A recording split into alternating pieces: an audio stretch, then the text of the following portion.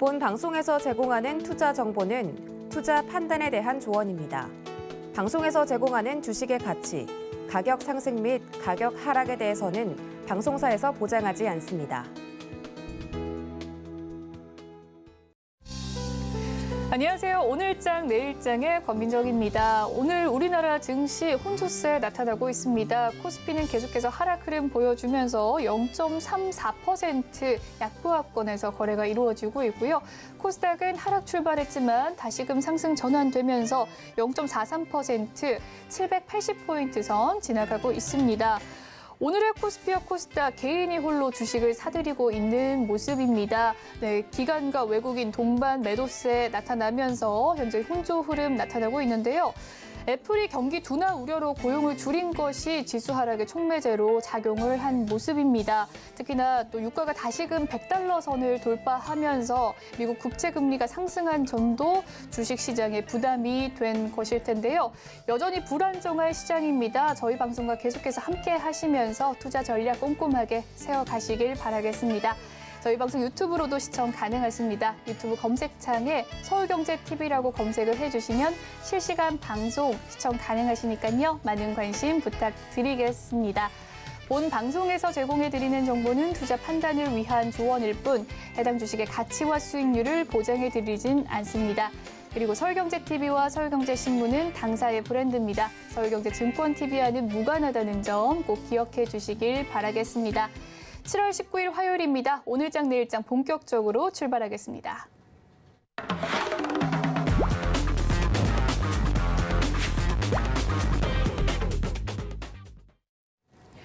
이 시각 보도본부 시간입니다. 오늘은 윤다희 기자와 함께합니다. 어서 오세요. 안녕하세요.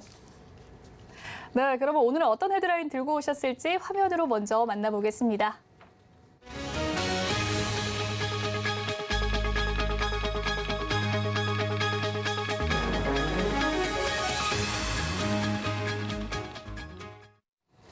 네, 국토교통부가 새 정권 출범 이후 어제 처음으로 업무 보고를 했다는 소식입니다. 어떤 내용이었습니까? 네, 국토부는 전날 대통령 업무 보고에서 다음 달 둘째 주에 주택 공급 대책을 발표하겠다고 밝혔습니다.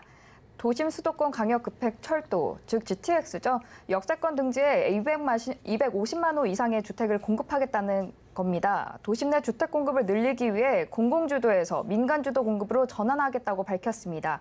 특히 공공사업에만 부여했던 도시건축 특례 등을 민간 제한으로 진행되는 도심 복합사업에도 부여하기로 했습니다. 이를 통해 역세권을 주거 상업시설로 복합 개발하겠다는 겁니다. 조합 없이 리츠나 신탁 등의 방식으로 진행해 내부 갈등이나 사업 장기화 등의 문제 없이 개발할 수 있도록 하겠다는 방침입니다. 네, 또 윤 대통령이 출퇴근 불편을 해소하기 위해서 지시한 사항이 있다고요? 네, 윤 대통령은 주거 안정을 최우선하라면서 GTX 등을 확충해 출퇴근 불편을 해소할 것을 지시했습니다. 이에 원희룡 국토부 장관은 GTX 계획을 최대한 앞당길 수 있는 스케줄을 다시 짜보겠다고 밝혔는데요. 또 이외에도 윤 원장관은 택시 탄력 요금제 도입도 보고했습니다. 앱으로 호출한 택시의 경우 심야 시간에 요금을 더 받을 수 있도록 해서 공급을 늘리겠다는 방침입니다. 예를 들어 승천안이 심한 밤 10시에서 새벽 2시 사이에는 일정 범위 내에서 요금을 기존보다 더 받을 수 있도록 해서 택시 기사들이 심야 운행을 늘리도록 유도한 겁니다. 이 밖에 출퇴근 시간 전세버스를 집중 투입하고 2층 버스 운행도 더 늘리기로 했습니다.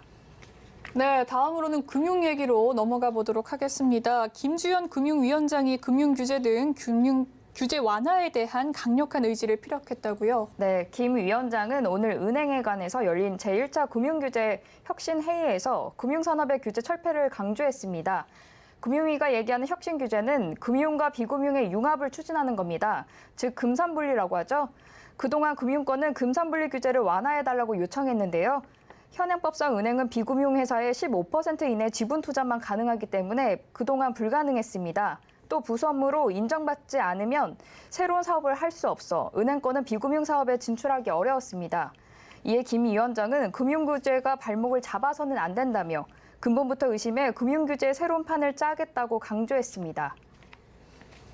네, 이렇게 김 위원장이 밝힌 규제 혁신 방향성은 무엇입니까? 네, 금융위는 금융회사의 디지털화를 가로막는 규제를 개선해야 한다고 강조했습니다. 이를 위해 금융위는 금융안전을 위한 기본 틀을 유지하되 IT 플랫폼 관련 영업과 신기술 투자가 활성화되도록 업무 범위와 자회사 투자 제한을 개선하는 방안을 우선 검토할 예정입니다. 또 김 위원장은 전업주의 규제 합리화에 대해서도 언급했는데요. 그는 금융상품 중개 서비스를 시범 운영해 검증하는 한편 금융회사들이 금융 플랫폼으로 발전할 수 있도록 지원하는 방안을 검토할 것이라고 밝혔습니다. 또 디지털 금융 혁신을 위한 인프라 구축도 강조했는데요. 마이데이터 등 현재 운영 중인 제도를 업그레이드하고 가상자산 등 디지털 신사업 성장을 유도하기 위한 규율 체계도 정비한다는 계획입니다. 네, 다음은 미국 재무부 장관이죠. 제닌 예넌 장관이 6년 만에 한국을 방문한 소식 이야기 나눠가도록 하겠습니다. 첫 일정은 무엇이었습니까? 네, 옐런 장관은 방한 첫 일정으로 LG 사이언스 파크를 찾았는데요. 옐런 장관이 방한 기간 중 방문한 기업은 LG 화학이 유일한 겁니다. 옐런 장관은 지속 가능 갤러리를 견학했으며 배터리 충전에 얼마나 시간이 걸리는지를 물어본 것으로 전해졌습니다. 특히 전기차 배터리를 한번 충전하면 얼마나 운행 가능한지, 배터리를 재활용하면 얼마나 사용한지 가능한지 등도 물었습니다. 일각에서는 이번 방문을 두고 한미 배터리 동맹을 강화하려는 포석이라는 분석을 내놓고 있습니다. 앞서 바이든 대통령이 지난 5월 삼성전자 평택 반도체 공장을 방문해 기술 동맹을 강조한 데 이어 이번 옐런 장관이 LG 사이언스 파크를 방문하면서 배터리 공조도 한층 공고해질 것이라는 전망도 나오고 있습니다. 네, 이 옐런 장관의 방문으로 한미 통화 스와프 얘기도 나오고 있다고 하더라고요. 무슨 내용입니까? 네, 윤석열 대통령은 옐런 장관을 만나 한미 양국 경제 현안에 대해 논의할 예정인데요. 이 자리에서 한미 통화 스와프가 논의될지 관심이 주목되고 있습니다. 만약 한국이 달러가 필요할 경우 처음 정한 환율에 따라 원화로 달러를 살 수 있도록 하는 건데요. 최근 원달러 환율이 1,300원을 넘어서고 13년 만에 최고치를 기록하면서 금융시장의 불안이 커지고 있는데요. 이럴 때 통화 스와프가 체결되면 우리나라 입장에선 기축 통화의 달러를 언제든지 살 수 있는 안전망이 생기는 겁니다. 하지만 칼자루를 쥔 미국 입장에서는 통화 스와프를 체결할 필요성이 낮아 보입니다. 미국 입장에서는 한국과 통화 스와프 체결로 환율이 떨어뜨려 굳이 수입 물가를 높일 이유가 없는 데다 다른 주요국들과도 통화 스와프를 해야 할 수도 있다는 부담이 되기 때문인데요. 그렇기 때문에 미국이 우리 측 제안에 호응할지 미지수입니다. 네, 여기까지 이 시각 보도본부 윤다혜 기자와 함께했습니다. 말씀 고맙습니다. 네, 이번에는 이 시각 증시 시황 브리핑 해드리는 시간입니다. 김혜영 캐스터가 준비하고 있습니다. 안녕하십니까. 캐스터 김혜연입니다. 전일 미증시는 애플을 비롯한 글로벌 기업들의 고용 축소 계획 발표에 경기 침체에 대한 불안감이 커지게 되면서 투심에 영향을 줬다는 풀이가 나오고 있습니다. 오늘 우리 국내 증시도 이 같은 이슈에 영향을 받고 있는 모습인데요. 자세한 이 시각 지수 상황부터 살펴보도록 하겠습니다. 네, 오늘 코스피 지수가 하락 출발을 했습니다. 그렇지만 오후장의 낙폭을 대부분 축소해주고 있는 모습인데요. 현재는 0.44% 하락세 보여지고 있고요. 오늘 코스피 시장에서는 유가 상승으로 인해서 정유주들이 강한 모습입니다. 반면에 반도체 관련주는 약세 흐름 보여지고 있습니다. 이어서 코스닥 지수도 확인해 보시죠. 네, 코스닥 지수 마찬가지로 하락 출발을 했지만 상승 반전에 현재 성공한 모습입니다. 0.38% 강세 보여지고 있고요. 오늘 코스닥 시장에서는 이 암호화폐 급등의 관련주들이 상승을 보이고 있고 또 코로나19 관련주들도 강한 모습 보여지고 있습니다. 이어서 수급도 확인해 보시죠. 네, 기관이 연일 매도세를 보이고 있습니다. 4거래일 연속 매도 우위를 보이고 있고요. 외국인도 매도 전환을 했죠. 현재 272억 원 매도세 보여지고 있습니다. 이어서 코스닥의 수급도 확인해 보시죠. 네, 기관이 2거래일 연속 매수세를 보여주고 있습니다. 장중에 매수 전환을 했고요. 개인도 현재는 300억 원이 넘는 매수세를 보이고 있습니다. 이어서 오늘장 상승하는 업종 테마도 살펴보겠습니다. 네, 조정을 받았던 이 방산주가 다시 한번 상승세를 보이고 있습니다. 우크라이나 전쟁 이슈에 반짝 시세를 보였다가 누리호 재료 소멸, 또 호주 레드백 장갑차 사업자 선정 지연 등의 이유로 최근 한 달 동안 주가 조정을 받고 있었는데요. 다만 지난주 윤석열 대통령이 방산 분야의 수출 장려를 언급하게 되면서 관련주가 다시 한번 주목을 받고 있습니다. 여기에 폴란드 정부와 최소 19조 원에 달하는 방산 분야 수출 업무 협약이 이르면 이달 말에 체결될 것이란 이야기가 나오면서 힘을 더욱더 받고 있습니다. 현재 한국항공우주는 1.78% 강세 보여지고 있고요. 캔코아 에어로스페이스도 5.56%, i3 시스템도 현재 5% 가까운 오름세를 보이고 있습니다. 네, 이어서 하락하는 업종 테마도 살펴보겠습니다. 네, 애플 관련주가 하락세를 보이고 있습니다. 전일 미증시를 누르고 또 국내 증시에도 영향을 주고 있는 소식이 하나 있죠. 바로 애플이 경기 침체에 대비를 해서 내년도 투자 축소 방침을 밝혔습니다. 내년 고용을 축소하고 지출을 줄이겠다라고 발표를 한 건데요. 이로 인해서 오늘 국내 관련주들도 직격탄을 맞고 있습니다. 다만 2023년도 혼합 현실 헤드셋 등은 예정대로 출시할 것이라고 이야기를 하게 되면서 OLED 공급사들은 낙폭이 크지 않지만 반면에 애플의 카메라 모듈을 공급하는 회사들은 하락폭이 짙게 나타나고 있는 상황입니다. 네, 삼성전자 2% 하락세 보여지고 있고요. LG 이노텍도 5.36%, BH도 현재 4.5%의 하락세를 보이고 있습니다. 네, 이어서 증시 탑10 확인해 보겠습니다. 네, 삼성전자와 SK하이닉스 전일 나란히 6만 원과 10만 원을 탈환했지만 하루 만에 다시 그 지지선을 내어주고 있는 모습입니다. 또 나스닥 지수가 하락 마감하면서 오늘 카카오도 힘든 모습이고요. 이어서 서울경제가 뽑은 특징주도 확인해 보시죠.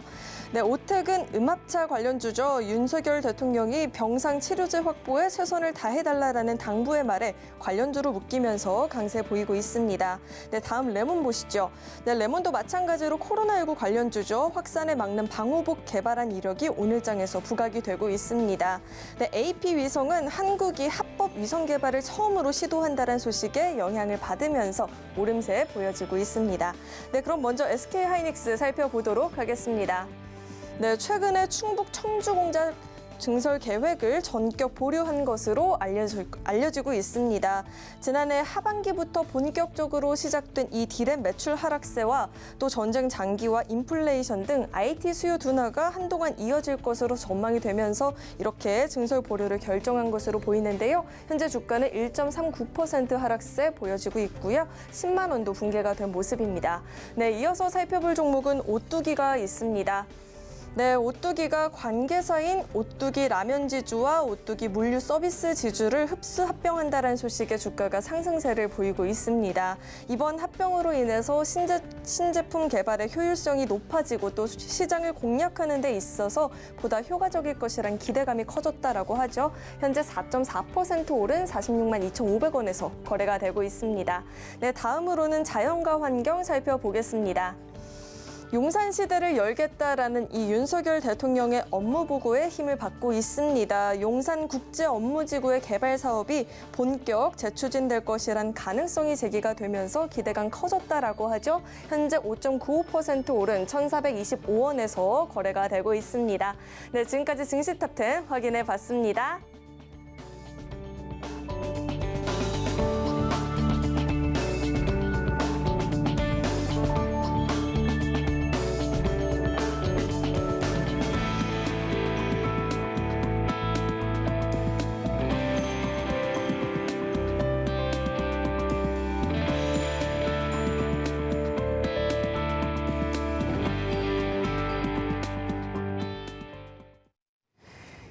오늘은 이 시각 외국인과 기관의 수급 상황 살펴보는 수급 포착 시간 넘어가 보도록 하겠습니다. 앞서 확인한 현재 수급 상황 개장 연결해서 자세하게 이야기 나눠보도록 할 텐데요.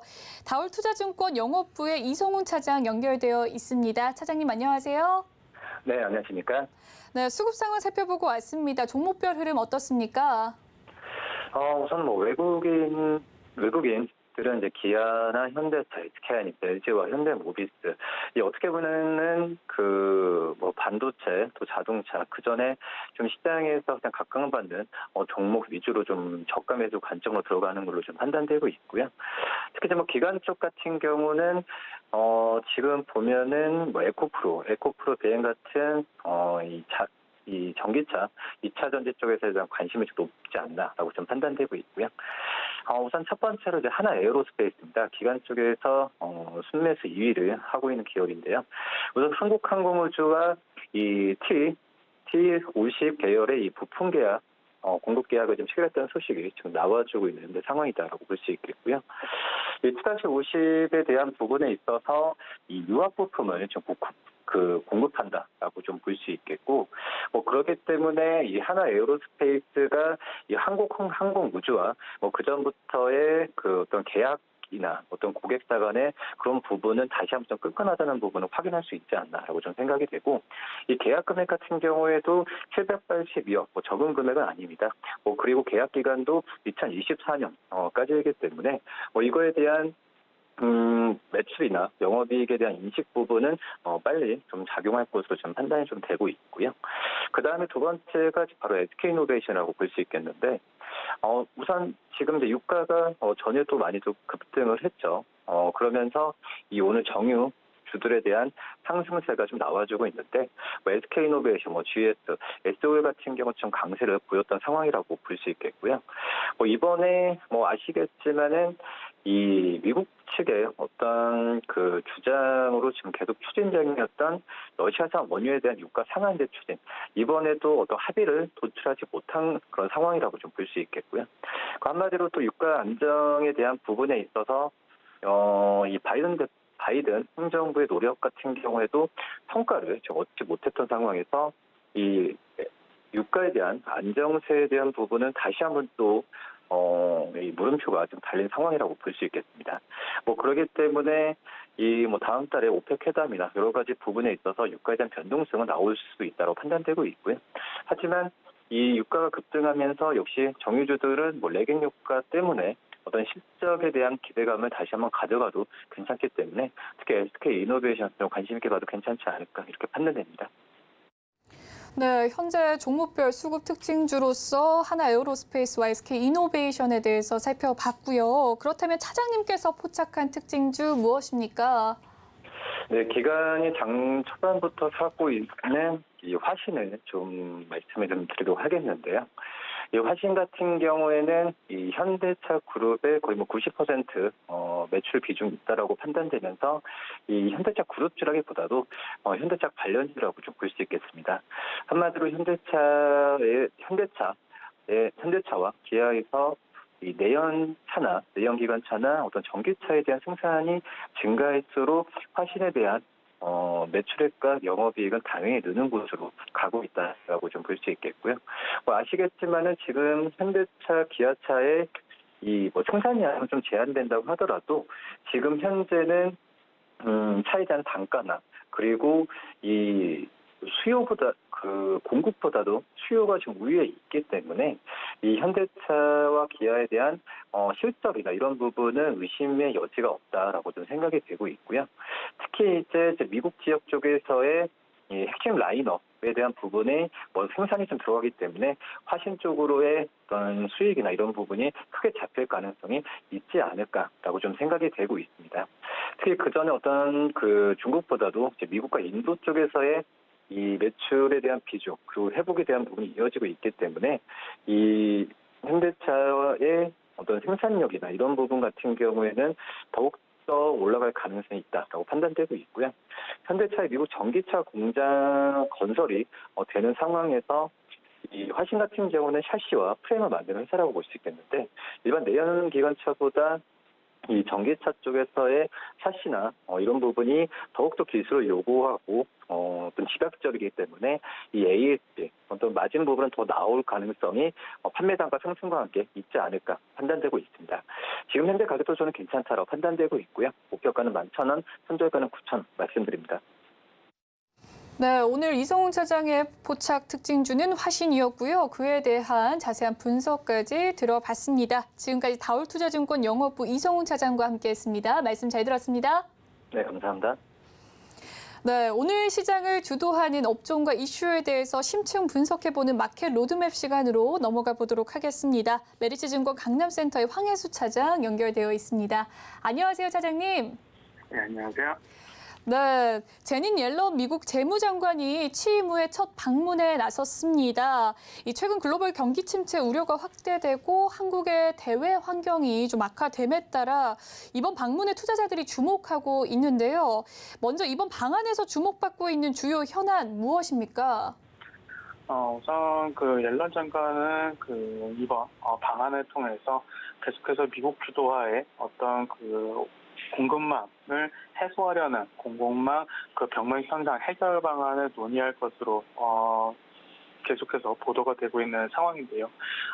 방한하자마자 그 LG화학을 방문하면서 2차 전지 관련된 그 이슈를 다시 한번 대외적으로 알리는 모습을 나타나기 시작했고, 옐런 장관 같은 경우는 프렌드 쇼어링을 통해서 어떤 공급망 병목 현상을 해결하는 방안에 대해서 논의할 것이라고도 방한 전에 이 재무부에서 밝혀왔었습니다. 프렌드 쇼어링은 그 미국을 중심으로 한 동맹국 위주로 어떤 공급망과 무역 관계를 재편하는 것을 말하는 것인데요. 러시아와 우크라이나 사태 그리고 중국까지 보유하고 있는 자국의 원자재를 그 무기화하는 움직임이 조금씩 나타나기 시작하면서 이런 그 미국 중심의 프렌드 쇼어링으로 공급망을 강화하고, 이에 따라 어떤 그 최근에 인플레이션 우려를 조금 불식시키자는 그런 노력 중에 하나로 옐런 장관이 방한하는 가능성이 훨씬 높은 상황이다라고 보시면 될 것 같습니다. 네, 이번 방안에 대한 주요 현안에 대해서 살펴봤습니다. 불안정한 대내외 경제 상황 속에서 옐런 장관은 추경호 경제부총리와 이창용 한은 총재와 차례로 만날 예정인데요. 특히 외환시장의 불안이 해소될 수 있을지에 대한 투자자들의 기대가 큽니다. 주목받고 있는 한미 통화 스와프 논의도 이뤄질지, 또 체결이 된다면 그 효과는 어떨까요? 우선 말씀해 주신 대로 최근 들어 어떤 강달러 기조가 국내뿐만 아니라 전 세계적으로 나타나면서 국내 시장에서도 원달러 환율이 1,300원대까지 올라와 있는 상황인데요. 일부 언론 보도를 통해서도 나타났지만 외환 보유액이 급감하는 모습도 연출이 되면서 시장이 불안한 모습, 그리고 이에 따라 가장 크게 영향을 받을 수 있는 국내 증시 같은 경우 외국인의 매도가 계속해서 나왔었던 모습이었습니다. 현재도 환율이 1,300원대에서 계속 유지되고 있는 상황인데요. 물론 국내에 국한된 이런 강달러 현상이 아니라 최근 들어 그 어떤 경기 침체에 대한 우려감 그리고 인플레이션에 대한 우려감으로 강달러 현상이 지속되고 있는 상황인데, 한미 통화 스와프 재개가 안건으로 다뤄질 수 있다는 전망이 있었습니다.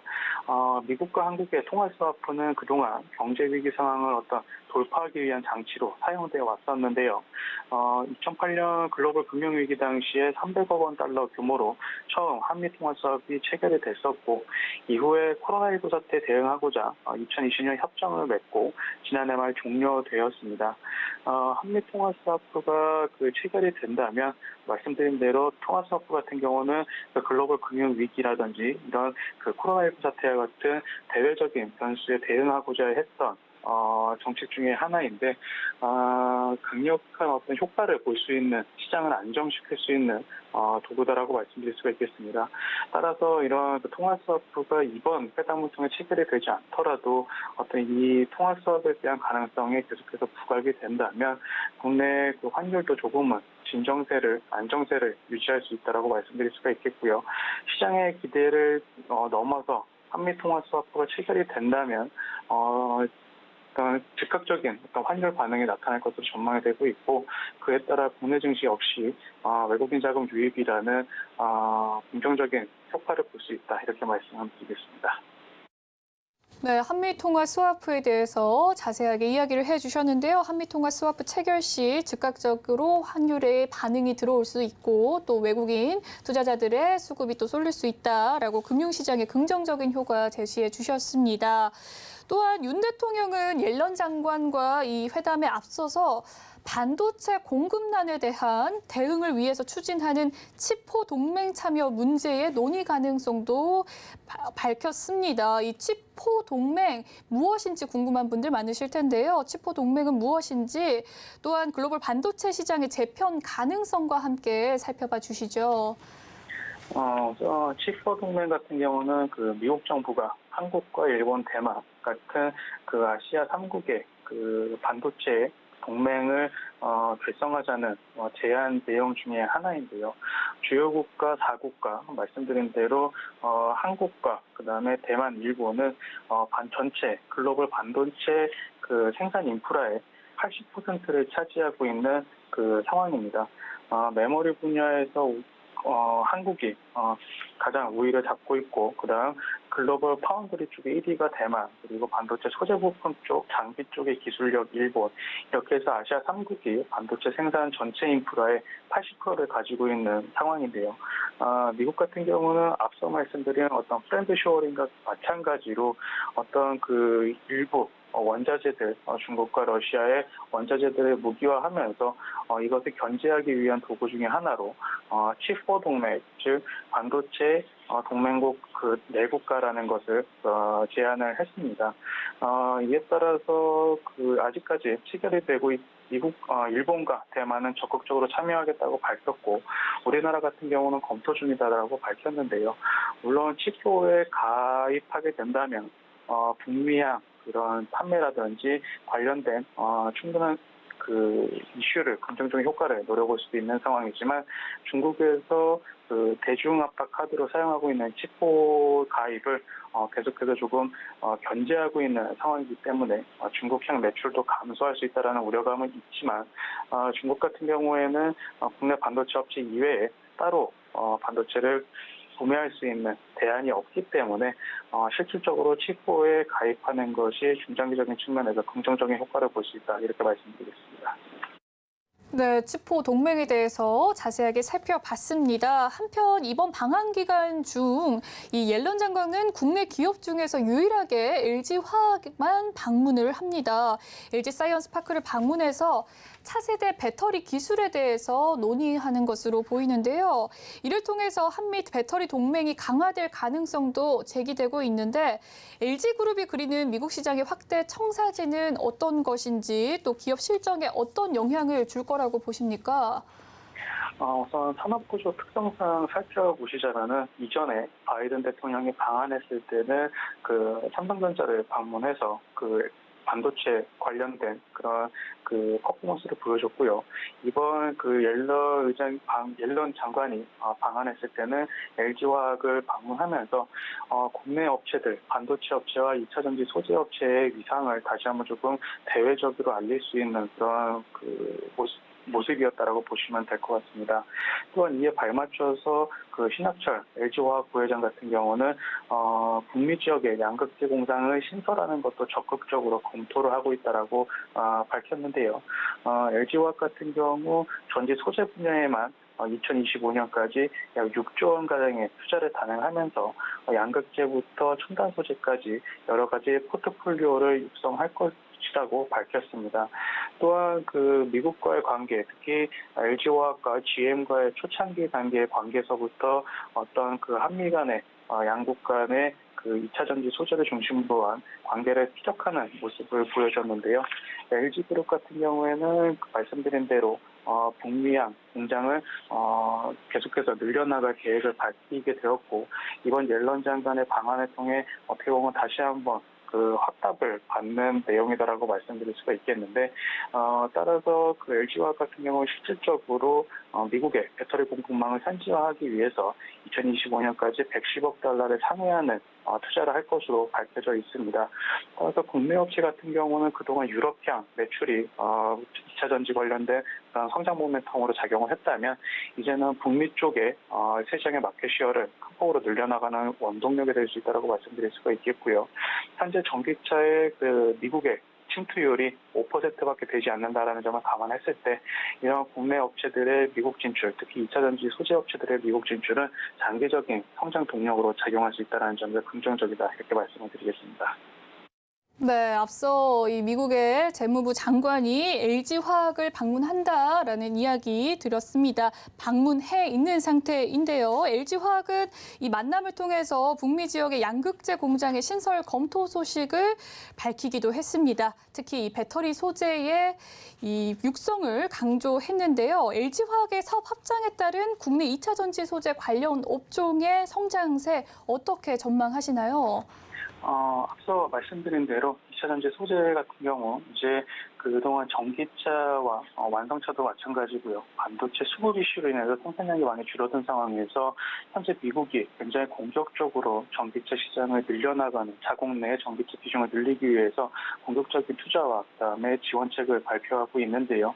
국내 업체들 같은 경우는 이렇게 미국과의 어떤 그 관계 그리고 미국 업체들과의 협업이 적극적으로 나타나기 시작하는 것은 장기적으로 긍정적이다라고 말씀드릴 수가 있겠고 현재 소재 업체들 특히 양극재나 음극재 같은 소재 업체들 같은 경우에는 산업 구조상 공급자 우위 구조가 계속해서 보여지고 있기 때문에 미국의 전기차 그런 마켓 시어가 10% 이상까지 점유율이 10% 이상 나타나기 전까지는 공급자 우위의 산업 구조가 계속해서 유지될 수 있다는 점을 감안했을 때 소재 업체들의 이익 성장 그리고 매출 성장은 큰 폭으로 나타날 수 있다 이렇게 말씀드리겠습니다.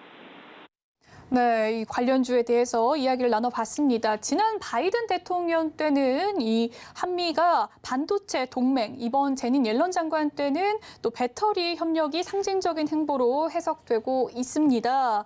하반기 반도체와 전기차 배터리 성장세 어떨지 궁금한데요. 탑픽 종목과 함께 투자 전략 전해주시죠.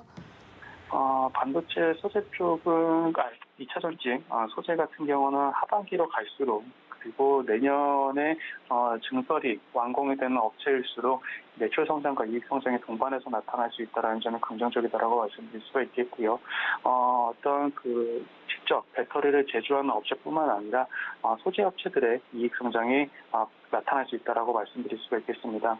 그동안 2차 전지 소재 업체들 같은 경우는 이제 어떤 실적에 대한 피크아웃 우려감 그리고 성장이 둔화될 것이라는 우려감으로 주가가 조정을 받았었던 국면이 있는데 2분기 실적 발표를 기점으로 올해 같은 경우 하반기로 갈수록 소재 업체들의 실적은 가파르게 상승할 것으로 보여지고 있고요.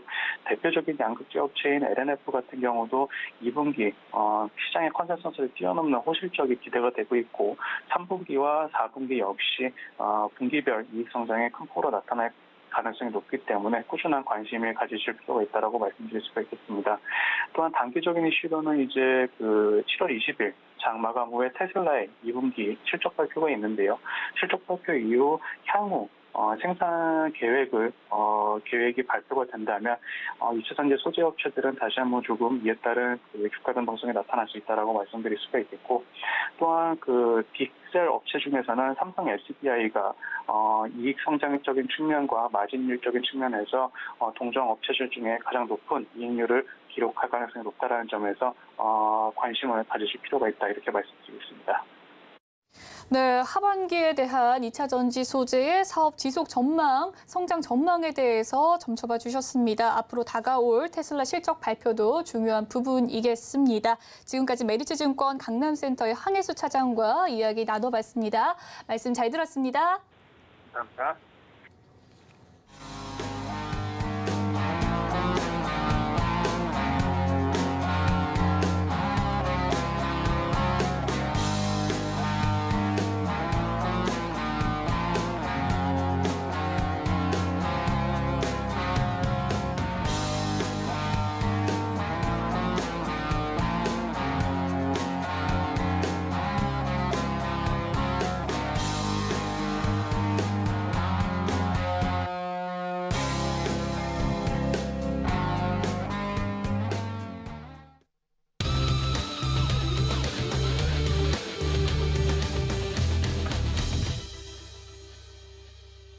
마켓 리더들과 함께 시장의 핵심 이슈를 짚어보는 시간이죠. 이슈 칼럼 시간입니다. 오늘은 에스핀 김영진 대표와 함께 하겠습니다. 어서 오세요. 안녕하십니까?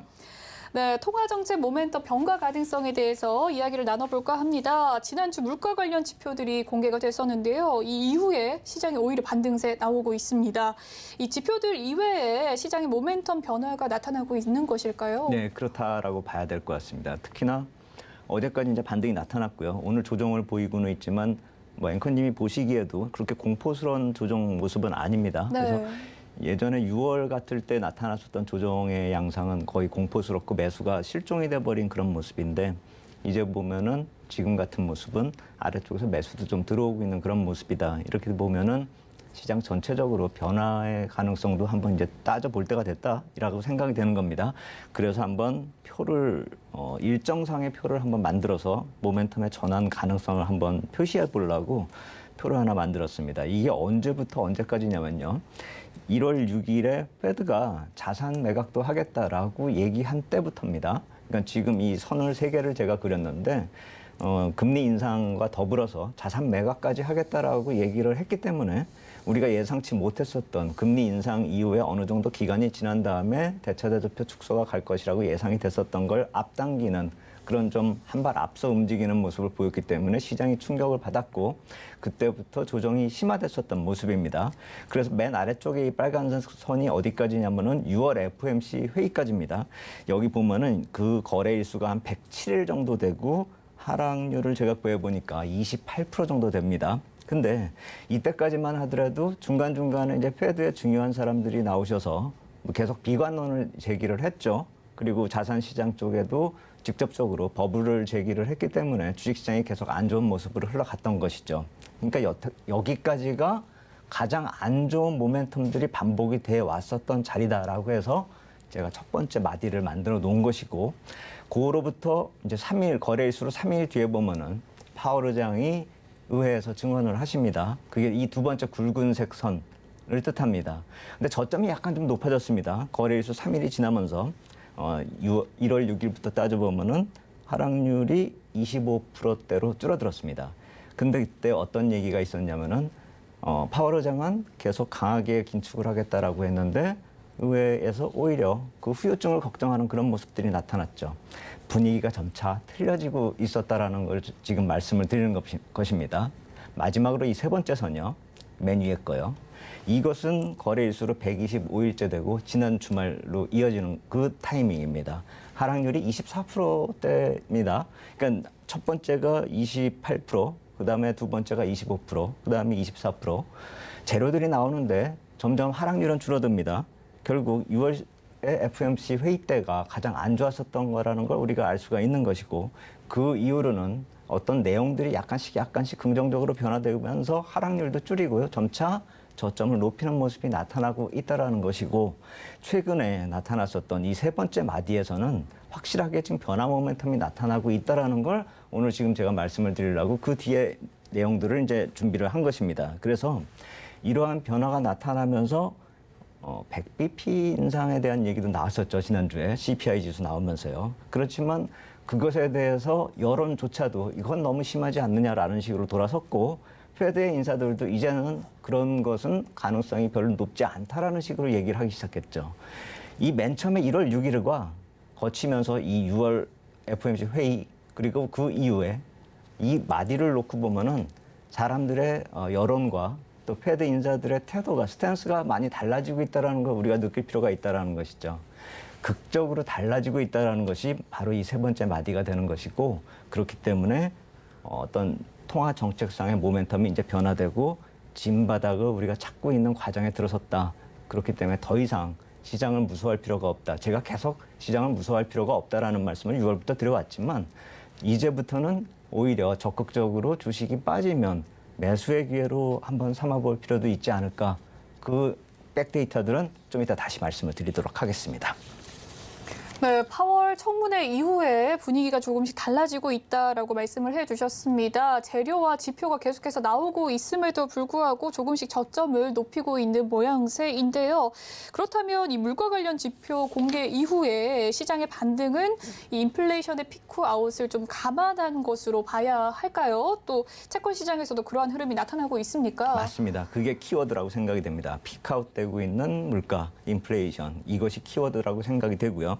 그것에 대한 자료도 또 만들어 봤습니다. 제가 타이틀을 바닥을 만드는 국채시장 이렇게 해서 표현을 했는데 미국 10년물 국채 선물 쪽의 움직임입니다. 금리가 아니라 국채 가격입니다. 제가 이 붉은색 박스로 이렇게 표시했었던 게 4월부터 6월인데 이때마다 나와가지고 바닥 다지를 하고 있다. 근데 그 이후에 6월 지나면서 FOMC 회의를까지 저점을 한번 낮추는 그런 하락이 나타났는데 금방 회복을 하고 있는 것입니다. 그리고 제가 두 개의 이 화살표, 빨간색 화살표를 표시를 했는데 뭐냐면은 이게 6월 회의 때 모습이고요. 이게 7월 회의 때 모습입니다. 6월 회의 때는 이 국채가 급락을 해버리는 모습이 나타나죠. 우려감 때문이었죠. 물가가 너무 심하다. 근데 7월 회의 때 그 물가가 낮은 건 없었는데, 그리고 마찬가지로 금리 인상은 더 앞서가고 있었던 그런 모습이었는데, 이제 하락하지 않고 오히려 옆으로 가거나 조금씩 반등을 하고 있는 그런 모습을 보입니다. 국채가 이렇게 된다라고 한다면 금리가 점차 낮아지고 있다는 얘기하고 똑같은 거죠. 그렇다라고 본다면은 국채 시장 쪽에서 먼저 바닥을 잡아가고 있다. 이 점에 포커스를 맞춰야 된다는 것이죠. 그렇기 때문에 2달 정도의 기간이 또 걸릴 거라고 말씀을 예전에도 드렸는데, 지금 6월 중순부터 7월 중순까지 한 달 정도가 지나갔습니다. 그렇다라고 본다면은 한 달 정도의 기간이 이제 바닥을 확실하게 만들어주는 기간으로 우리가 볼 수가 있다라는 것이죠. 그래서 여기서 바로 자산 시장들이 강세로 확 전환되는 그런 얘기를 말씀드리고자 하는 것이 아니라, 아까도 말씀을 드렸듯이 바닥을 찾는 과정으로 본격적으로 들어서기 때문에 매수 시점을 잡을 필요가 있다는 그 말씀을 드리는 것이고, 국채 시장 역시 마찬가지로 그러한 움직임이 나타나고 있다는 것을 봐야 된다는 것이죠. 그렇다고 본다면 이 국채 시세 말고 또 우리가 한번 생각해봐야 될 것이 CME 패드워치 툴, 우리가 항상 얘기를 하고 있는데, 시장에서는 이번에 CPI 지수가 나타났을 때 100bp 인상 7월달 회의 때 그렇게 가능성이 있다라고 해서 시장이 충격을 한번 먹는 모습이었죠. 그런데 실제로 7월이 아니라 만약에 한 내년이나 내년 초 1분기 후반 쪽에 한번 금리를 놓고 보면 어떻게 되나, 이걸 살펴봐야지 더 중요하다라고 생각이 됩니다. 한번 보시면은 34%의 확률을 가지고 350bp에서 375bp 이 목표가 가장 대세입니다. 근데 CPI 지수 발표되기 이전에는 어디가 대세였냐면 한 단계 높았었던 제가 붉은색으로 표시한 375, 400이 대세였습니다. 이만큼씩 조금씩 낮아진 것이 이쪽을 키운 것이다. 그러니까 금리가 한 단계씩 낮아지는 목표로 변화가 됐다. 이것을 좀 볼 필요가 있다는 것이죠. 이걸 역설적으로 해석하면 어떻게 되냐면 7월에 강하게 금리 인상을 하고요. 계속 긴축을 강하게 하면은 뒤쪽으로 가면 세월이 지나면은 점차 인플레이션이 빨리 잡힐 것이기 때문에 오히려 금리 인상을 한두 단계 낮출 필요가 있다라는 것을 뜻한다. 이렇게 보시면 되는 것이죠. 그러니까 7월에 100bp 인상한다라고 놀랄 것이 아니라 100bp 인상했을 때 그 후유증이 물가를 확 끌어내릴 수가 있기 때문에 금리 인상 횟수가 줄어들 수 있다는 쪽을 봤어야 된다는 것입니다. 그렇기 때문에 우리가 CPI 지수를 놓고 볼 때 제가 CPI 그것보다는 그 세부 항목하고 시장 영향을 줄 수 있는 PPI와 수입 물가를 봐야 된다는 말씀을 지난주에 드렸었던 이유가 바로 거기에 있습니다. 시장을 영향을 미치고 그 연결되는 물가 지수들이 만약에 그렇게 크게 반응하지 않는 그런 재료로 나타난다라고 한다면 시장 자체가 턴할 수 있는 모멘텀이 될 수 있다는 것이죠. 그래서 우리가 이러한 기준금리 확률이 점차 낮아지고 있다는 건 뭘 뜻하냐면 결국 궁극적으로 가야 될 길은 예전에는 4%대 금리로 기준금리가 갈 거라고 생각이 됐는데 이번 CPI 지수가 시장을 놀래킴으로 인해서 이제는 350에서 375가 종점이 될 수도 있다는 걸 한번 생각을 해야 된다는 것이죠. 물론 이게 350이냐 400이냐 이것이 중요한 것이 아닙니다.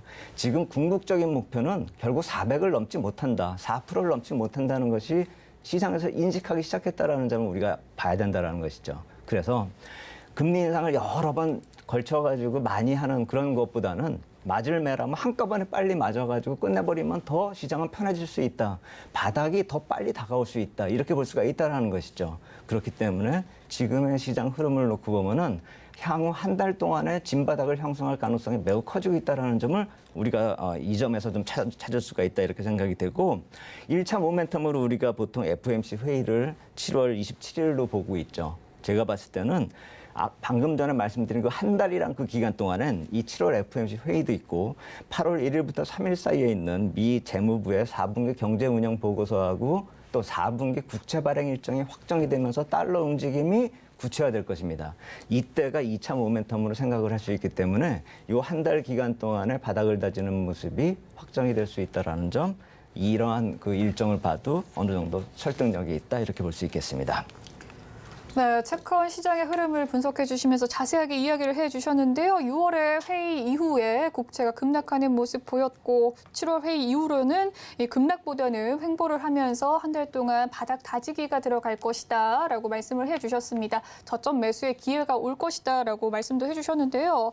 이 인플레이션에 진정되는 모습은 상품 시장에서 확인을 할 수 있겠습니다. 또한 그래서 지난주에 미국의 수출입 물가 관련 지표가 CPI보다 더 중요하다라고 네.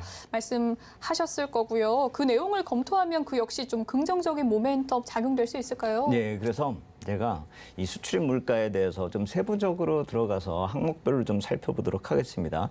대강의 큰 그림을 보면은 미국 수입 물가 이렇게 놓고 보시면은 이게 지금 노동부에서 나온 자료인데요. 보시면은 붉은색 선은 이제 12개월 전하고 비교를 하는 것이고 아래쪽을 보면은 월별 전월비 이제 비교를 하는 것이거든요. 최근 이렇게 나온 데이터들을 보면은 전월 대비 거의 오르지가 않고 있는 것이고, 그리고 더 중요한 것은 수입 물가 이것을 이 노동부에서 나온 자료가 아니라 세인트루이스 페드에서 나온 자료를 보면은 수입 물가가 마치 지금 2014년에 이 정점 부근 같이 나타나고 있는 것이고, 만약에 상품 시장에 말씀하신 상품 시장의 시세 같이 비교를 해본다면은 이러한 붉은색 박스권의 움직임처럼 향후가 이어질 수가 있다라는 것이죠. 그래서 이것을 어떤 식으로 제가 뒷받침을 하려고 하냐면은 그 세부 항목 쪽에서 이 노동부에서 내놓은 자료 중에서 이 붉은색 박스를 살펴보시면은 이게 수입 물가 중에서 연료가 차지하는 부분하고요. 이 수출에서 농산물이 차지하는 그 물가 지수의 변화폭입니다. 그래서 놓고 보시면은 이 연료도 어느 정도 낮아지고 있는 5.7%에서 높긴 높은데 점차 낮아지고 있는 그런 모습이고, 농산물 같은 경우는 마이너스 반전을 했다라는 것이죠. 한마디로 코모디티 시장에 조용한 흐름으로 진입하는 것이 이 수출입 물가에서 나타나기 시작했다라는 것입니다. 미국의 수출입 물가가 가장 중요한 이유다 이렇게 말씀을 드릴 수 있는 것은 이 커머디티 하나씩이 수입과 수출에 하나씩 중요한 그런 비중을 차지하고 있기 때문입니다. 연료와 더불어서 농산물이요. 미국이 농산물 수출 많이 하는 건 아실 것입니다. 그렇기 때문에 이 두 가지 수입과 수출의 중요한 항목들을 비교해 보면은 커머디티 시장이 점차 안정세로 진입했다는 것이 이 수출 물가에서 확인이 되고 있다는 것이죠. 그래서 여기서 마지막으로 표 하나 다시 더 추가해가지고 세인트루이스 페드에서 나타났었던 커머디티를 제외한 수출입 물가를 비교하면은 아예 이게 꺾이고 있는 모습이 나타나고 있는 것이죠. 그렇기 때문에 앵커님이 아까 말씀하신 피크아웃이란 것은 바로 이 표에서 나타나고 있다는 것입니다. 우리가 방금 전에 봤었던 그 노동부에서 나온 자료들은 전월 대비하니까 계속 플러스로 이어지고 있는 것인데, 만약에 절대 수치로, 절대 레벨로 비교하면은 이미 꺾이기 시작했다는 것입니다. 한마디로 올라가는 인플레이션의 상승 속도가 거꾸로 낮아지기 시작했다라고 이렇게 인식하면 되는 것이죠. 미국의 수출입 물가가 중요하게 봐야 된다는 이유는 바로 이 점입니다. 이렇기 때문에 실제로 향후에 미치는 물가, 그러니까 이 수출입 물가가 PPI로 미치고 CPI로 미치는 그런 물가의 하향 안정세가 여기서 또 가능성을 제시하고 있다는 점 하나 발견할 수 있는 것이고요. 더 중요한 건 하나 여기서 우리가 생각을 해봐야 됩니다. 위에 붉은색 선이 수출 단가입니다. 그리고 아래쪽에 수입 단가입니다. 이게 2018년 이후로 왜 수출 단가가 이렇게 빨리 올라가고 있는가? 과연 이게 누구한테 위로온 것인가? 이걸 따져봐야 됩니다. 우리가 어떤 물건을 팔 때 계속 물건 값을 좀 물량은 변하지가 않는데 물건 값이 계속 올라간다라고 한다면 파는 사람이 유리하겠죠. 결국 미국의 수출 단가가 계속 올라간다라고 하는 것은 미국 경제와 미국 기업의 이익이 계속 증가한다는 뜻이고, 또 역설적으로 얘기하면 달러가 줄어든다는 얘기입니다. 그렇기 때문에 달러 수합 뭐 이런 얘기 많이 나오고 있지만 구조적으로 달러가 부족할 수밖에 없는 상황이 미국 수출입 지표에서 나타나고 있기 때문에 이건 우리나라만의 상황이 아니라 글로벌적인 문제라는 점을 한번 생각해 보셔야 되고, 구조적으로 2018년 이후 글로벌 경제가 많이 틀려지고 있다는 점을 우리가 봐야 됩니다. 이 점은 향후에도 우리가 좀 지켜봐야 되기 때문에 오늘 더 들어가긴 좀 힘든데, 이러한 달러 구조하고 향후에 미국 경제가 더 좋아질 것이라는 점을 감안을 한다면 향후에 우리가 미국 투자에 있어서만은 더 긍정적으로 볼 수 있고, 우리 시장 같은 경우는 미국을 좀 더 따라가는 그 모습으로 가는 것으로 그렇게 만족할 수가 있는 그런 상황이다. 이렇게 볼 필요가 있겠다. 이렇게 말씀을 드리겠습니다. 네, 지금까지 SPM 대표 김영진 대표와 함께 통화정책 모멘텀 변화 가능성에 대해서 분석해 봤습니다. 말씀 잘 들었습니다, 대표님. 감사합니다. 본 방송에서 제공해드리는 정보는 투자 판단을 위한 조언일 뿐 해당 주식의 가치와 수익률을 보장해드리진 않습니다. 그리고 서울경제TV와 서울경제신문은 당사의 브랜드입니다. 서울경제증권TV와는 무관하다는 점 꼭 기억해 주시길 바라겠습니다. 오늘 준비한 소식은 여기까지고요. 잠시 후 계속되는 마감 임박 60분의 승부도 많은 시청 부탁드리겠습니다. 저는 내일 다시 뵙겠습니다. 시청해주신 여러분 고맙습니다.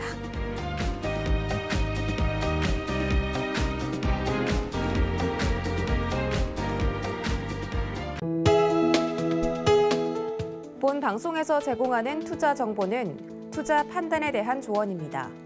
방송에서 제공하는 주식의 가치, 가격 상승 및 가격 하락에 대해서는 방송사에서 보장하지 않습니다.